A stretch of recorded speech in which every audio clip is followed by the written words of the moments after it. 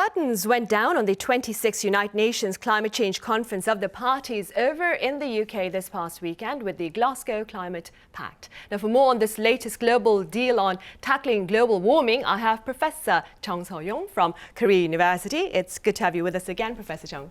Very good to see you. Right. I also have Justine Holmes from Solutions for Our Climate. It's a pleasure to have you here. Thank you for having me. Professor Chung, we'll start with you. At the start of the year 2021, UN Secretary General Antonio Guterres claimed this year would be a make or break year in tackling climate change. Could you tell us a bit about this view for us? I think there are two different aspects of this claim. First of all, politically, world leaders could not convene the last year due to COVID-19, and we are losing some of the momentum. And then it was very critical for all the leaders to get together and tries to continue to make our efforts to address climate change. And second, earlier this year, according to the IPCC, that's the scientific organization of the climate change, published a report where it says that it's very critical for us to address the climate change issues because there is already 1.1 Celsius degree increase in temperature since the 1900, while we are looking at 1.5 target. So we only have a very limited margin actually where we can emit greenhouse gas emissions. So for both political and scientific, it's very critical for this year, as we saw in Glasgow last week, actually, where world leaders must tackle the climate change issues together. Right. And very briefly speaking, Professor Chung, how serious, how severe is the situation right now with regard to climate change? Well, I can list a lot of the problems, including sea level rise, and we are losing the coastal cities, and then we have to see in the droughts, and then in Korea we are losing some of the good seasons, right? We have faced a very short fall and spring, and then we don't raise the apples in the Daegu region anymore. So there are many reasons. And then another reason, another impact of that is that COVID-19, depending on how you see it, actually it was result of the climate change issues, depending on how you make a linkage between these two. So there are tons of problems that we can list up. Right, because experts have said climate change can lead to the increase or spread of pathogens, right? Now, Justine, I understand your entity, the Solutions for Our Climate, was set up about 5 years ago to perhaps address the repercussions that Professor Chung has just reiterated, right? Tell us more about your entity. Yes, so Solutions for Our Climate works to protect society and the environment from the worst impacts of the climate crisis. We do this through providing climate solutions, through research, litigation, advocacy, and to try and strengthen climate policies and actions to ensure a transition to a low-carbon economy both in Korea and in the wider region. Right, I see. And Justine, COP26 sought to share perhaps tangible ways to keep the world at under 1.5 degrees Celsius of warming above pre-industrial levels. Do tell us a bit about the ceiling of 1.5 degrees Celsius and its implications. Yes, so as Professor Chung has already pointed out, we have already warmed the world by 1.1 degrees. That's just in the last several decades. And we're seeing the climate impacts all around us. So, from the record-breaking floods in Germany, China, wildfires in Canada, California, and the list goes on. The Paris Agreement was signed in 2015, and the upper temperature limit of 2 degrees was set. But, science has moved on. As also Professor Chung pointed out, the IPCC report has noted that every single 0.5 degree increment, we are seeing discernibly worse impacts. And this means that we need to be very careful reaching these temperature limits. The difference between 1.5 degrees and 2 degrees could be the difference between 3 meter sea level rise, 10 meter sea level rise. It could be the difference between doubling the loss of plant, animal, insect species and habitats. Again, the list goes on. So, it's something that we need to use as it's been referred to as the North Star for our climate policy. Right. And Professor Chung, COP26 was initially scheduled to end on the 12th of November, but it was extended by a day as negotiators sought to narrow differences and to sign a deal. Having said that, what more can you tell us about the deal itself and what your thoughts are about the Glasgow Climate Pact? Right. It has been a sort of the usual practice for the negotiators actually to be ready to extend their stay in the negotiation places, and that happened in Glasgow this year as well. And then I think that we can summarize about what have been agreed by the member countries of the UNFCCC in this way.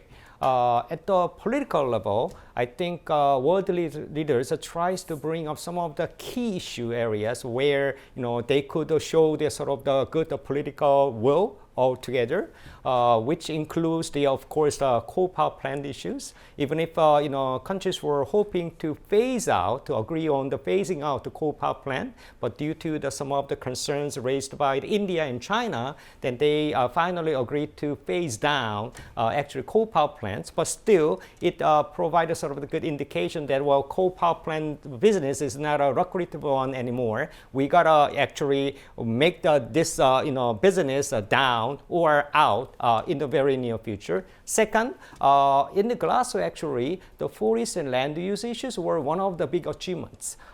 In the forest and land use area, more than 100 leaders of the world agreed to work on the deforestation, which includes the critical countries such as Brazil, Indonesia, and Canada and Russia.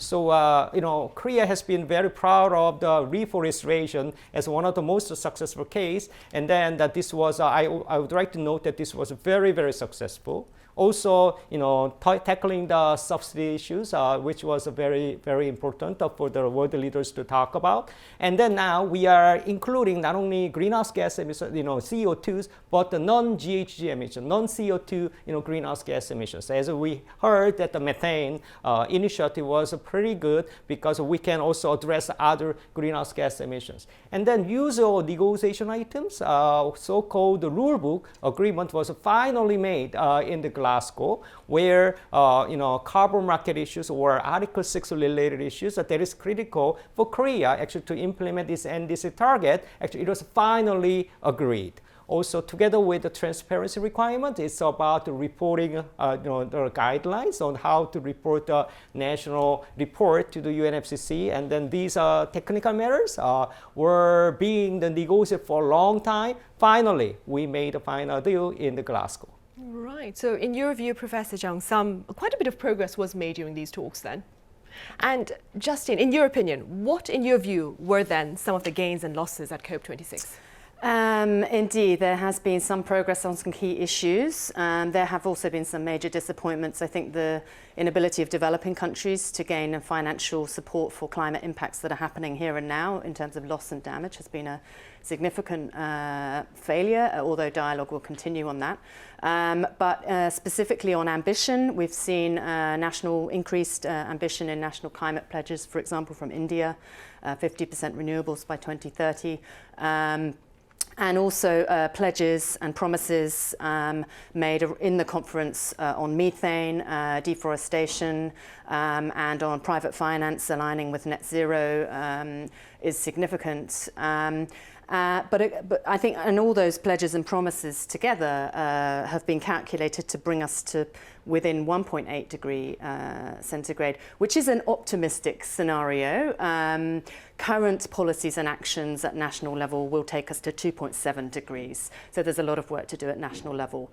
In terms of coal and fossil fuels, coal being represented in the agreement for the very first time in a COP final text is already a good direction setting for coal phase out. And I think that provides good momentum. There was also the coal to clean transition pledge, which was signed up to by over 100 countries, including Korea.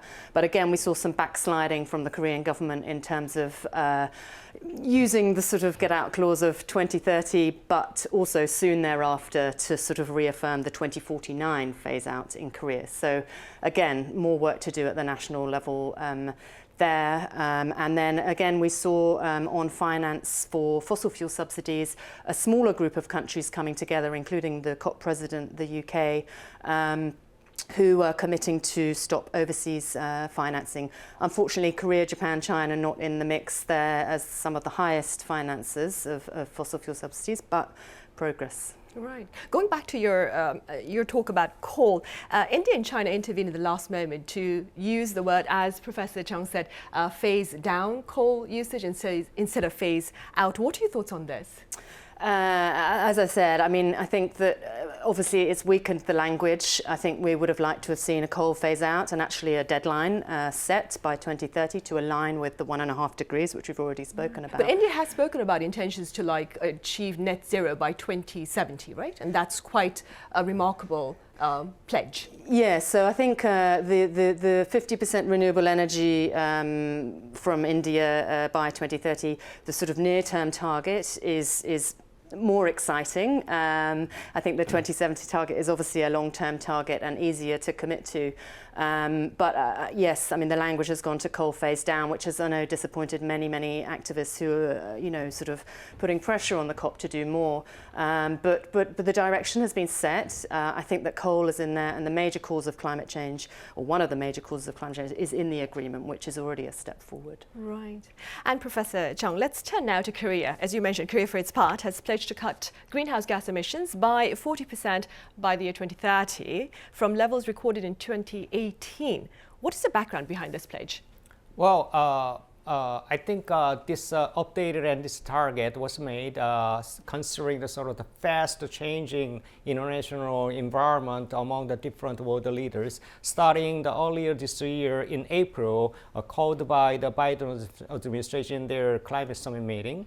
And the Republic of Korea was seen not as active as it's supposed to be. At the time, it only brought the plan of the stopping the financing overseas coal, not talking about ambitious target to reduce greenhouse gas emissions. And then after that, through the series of the international meetings where President Moon himself attended, I think he may have realized that Korea needs to show more ambitious target, as part of its efforts to exercise leadership in the world.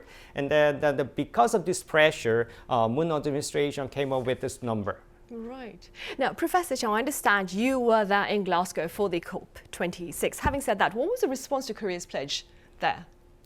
Well, I think this is what Korea could do most, considering the national circumstances. Justin talked about the phasing out the coal and everything. It looks very simple though, but if once you go to the national circumstances of different countries have a different standards or situations that they have to face. And then in case of Korea, it has been well known that Korea has a very energy intensive infrastructure. Thanks to the good advices from the developed world, when Korea was poor, they advised us to focus on the heavy industries. And as a result, actually, we ended with having this burden. Still, the Korea is willing to actually address this issue by showing the sort of the good model how we can transform this energy-intensive infrastructure into a low-carbon way. For instance, one steel maker like POSCO, they are committed to convert their systems from the old-fashioned to hydrogen-based steel making. So that can be one of the good sort of the initiatives that Korean can show. So that's innovation.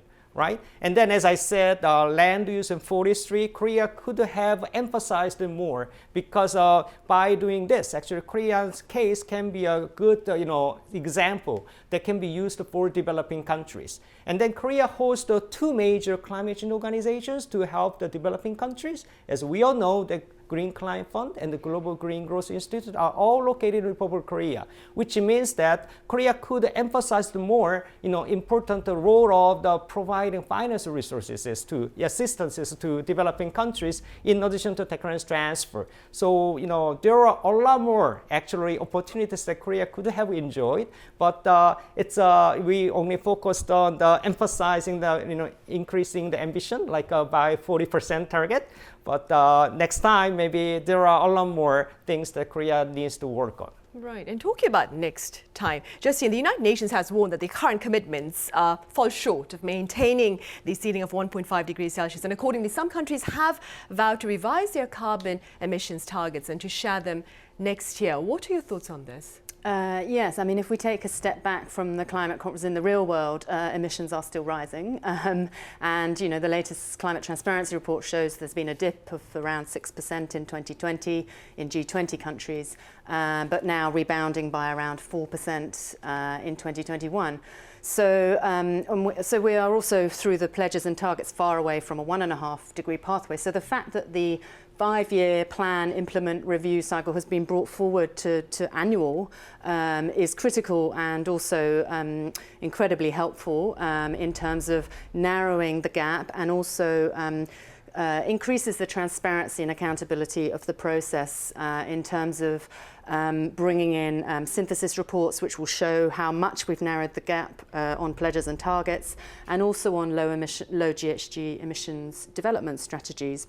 And it also will keep climate laggards, Australia, Saudi Arabia, Russia, other countries, you know, the pressure up on them to do more and bring back more ambitious targets next year. But of course, the UN process is not binding, so also at national level we need multiple actors, non-state actors, corporations, municipalities, to come together and really help make these climate pledges come to life. Public pressure is also critical at this stage to keep the pressure up to make sure that governments follow through on their promises. And talking about governments following through with their promises, what are your prospects of the possibility of greater carbon reduction targets by major economies? Well, hopefully that the international pressure will help push that forward, as I've said, with this new sort of annual cycle. I don't think people are giving up on increased ambition. We cannot go beyond this 1.5 degree threshold. So I think that at this stage, you know, the pressure's there and it will continue. Right. Professor Chung, as you mentioned now, we have the domestic debate set up, given our pledges made at the COP26. So environmentalists here in the country say Korea needs to commit to greater reduction targets in carbon emissions, while those in the local corporate sector are saying their pledges they're casting doubt, that is, on the feasibility of Korea's pledge. What are your thoughts? I think both of them are all right. Right. And then what are the solutions? I think we gotta take a look at the you know, sort of the Korea has in terms of how to tackle climate change by reducing greenhouse gas emissions. We have very small size of the land, having the large number of population. Do you think we have enough wind and solar on land in Korea, like in the United States? They have a huge desert, but we don't have, right? We have a very small land size. We used to grow our economy by, you know, exporting goods and services. We used to put a lot of emphasis on the building human capitals. And then I think, you know, we are forgetting these important lessons that we have to build up in you know, in the future, in the past. So, you know, in other words, Korea can go to, I think, 100% renewables, I think. How? Not domestically, but if we involve the international cooperation with other countries. For instance, if we go to Gobi Desert, there is a great potential in terms of generating electricity by renewables, right? And then, you know, depending on the analysis, you know, aggregate the amount of the electric generation by the wind and the solar power in Gobi Desert could be more than what Korea, China, Japan can generate electricity every day. So we can go out and help the other countries to generate more electricity by the renewables and then maybe bringing them back to us. Or, as I said, carbon market or Article 6 mechanism, which will allow the countries to work together. We go out countries to help them to reduce greenhouse gas emissions. We can share the reduced amount of greenhouse gas emissions for our implement national target. What we are concerned about is not how much we reduce greenhouse gas emissions in every country. Of course, this is important. Most importantly, how much altogether we reduce greenhouse gas emissions at the global level, right? So This is not something that the United States can show us. This is not something that European countries can show us. This is something that Korea can lead in the world. So we can be a champion of the global leadership by engaging a lot of international corporations, by building their low carbon technologies, and then bringing the private sectors in terms of investment, and then helping other countries to reduce greenhouse gas emissions in their lands, and so that we can share the outcomes all together. So I hope that we would develop more strategies on this. Right. And as Professor Chung has said, Justine, Korea is hoping to play a greater role in perhaps taking on the role of a bridge between developing countries and developed countries in better tackling climate change. What are your thoughts on Korea's chances of playing this role to its potential? Yeah, I mean, there has been obviously some discussion about connections with other countries in the region around reforestation, deforestation, reversing deforestation issues. We would also like to see a shift from fossil fuel infrastructure investment to renewable energy investment in the region. We feel that Korea could be a real regional leader on that issue. And this would also, assist as what Professor Chung was just talking about. Right. What are your thoughts then on the debate that we have between activists here in the country and those within the business circle about the feasibility of our pledge with regard to carbon emissions? Sorry, can you repeat? I was wondering what your thoughts were about the potential debate we're looking at between environmentalists here in the country and those in the business sector about Korea's pledge of reducing its carbon emissions by the year 2030. Yes, I think there are ongoing debates that need to be had at national level on this issue. There's a lot of issues to work through, and as I said, the coming together of multiple stakeholders, corporations, governments needs to happen. I think that for Korea, the key priorities need to be, as I've mentioned before, coal phase out, bringing forward the date for 2030, working through the issues around the power market, reforming the power market so that the large conglomerates and corporations can access the grid. There's some significant roadblocks there in terms of accessing renewable energy at the moment, which we would like to see removed so that there's fair access to the grid. And then also between national and municipalities to look at the permitting processes around renewable energy projects, where there can also be roadblocks in terms of renewable energy projects moving forward. Those are some of the key things, issues that also need to be worked through between environmentalists and the business sector, as you say. Right. I see. All right. Justine, thank you very much for your insights on the matter. And Professor Chung, as always, thank you very much for being with us today. All right. Thank